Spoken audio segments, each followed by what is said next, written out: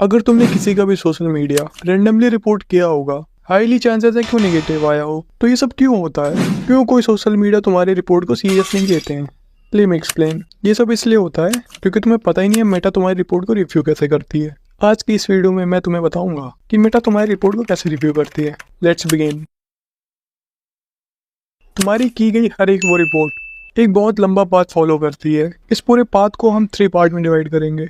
So let's go with path 1। जब भी तुम किसी भी अकाउंट को रिपोर्ट करते हो तो उस अकाउंट की सारी डिटेल्स एक पैकेट में सेव हो जाती हैं और इस पैकेट को तुम मैन्युअली भी देख सकते हो। Let me show. सबसे पहले हम इस अकाउंट को रिपोर्ट करेंगे, फिर इसके डेवलपर मोड में जाके ये ओपन करेंगे। एक ये फाइल मिलेगी। हाँ, ये वही पॉकेट है जिसको तुमने अभी रिपोर्ट करके क्रिएट किया है। इस पॉकेट में वो सारी डिटेल होंगी। अब ये पॉकेट जाएगा मेटा के पास, बट उससे पहले अगर तुम किसी के चैट पे रिपोर्ट करते हो देन पॉकेट में उस चैट के साथ लास्ट 30 मैसेज और जाएंगे, जिससे बेटर कॉन्टेक्स्ट मिल पाए कि रिपोर्ट फेयर है कि नहीं। तो अब जब मेटा पे तुम्हारे पॉकेट्स अराइव हो चुके हैं तो यहाँ से शुरू होता है part 2। Billions of report Meta के पास जाती है।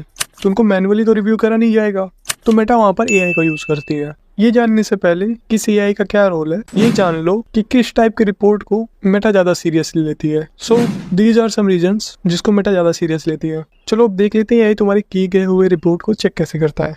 तो देखो, सारे AI मॉडल्स को 2 पार्ट में डिवाइड किया गया है। First NPL models and CV models.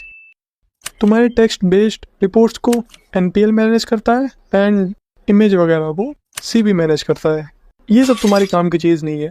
जिस चीज़ पे तुम्हें फोकस करना है वो है इन 2026 सारे मॉडल्स AI बेस्ड हो गए हैं। तो अब वो कीवर्ड्स पे नहीं, कॉन्टेक्स्ट पे रिव्यू करते हैं। तो अब मेनली वही अकाउंट उड़ेंगे जिन पे डायरेक्टली या इनडायरेक्टली वायलेशन हो।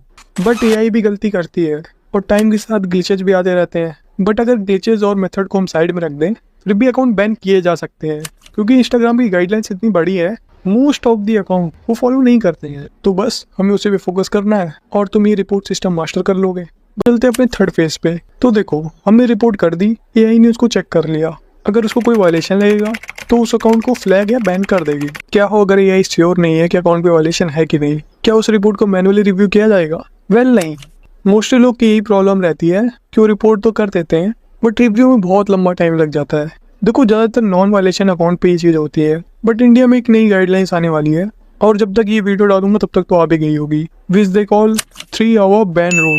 लाइक अगर किसी भी सोशल मीडिया पे अगर गवर्नमेंट को कोई चीज़ मिसलीडिंग लगती है देन उस कंटेंट को 3 आवर्स के अंदर बैन करना पड़ेगा।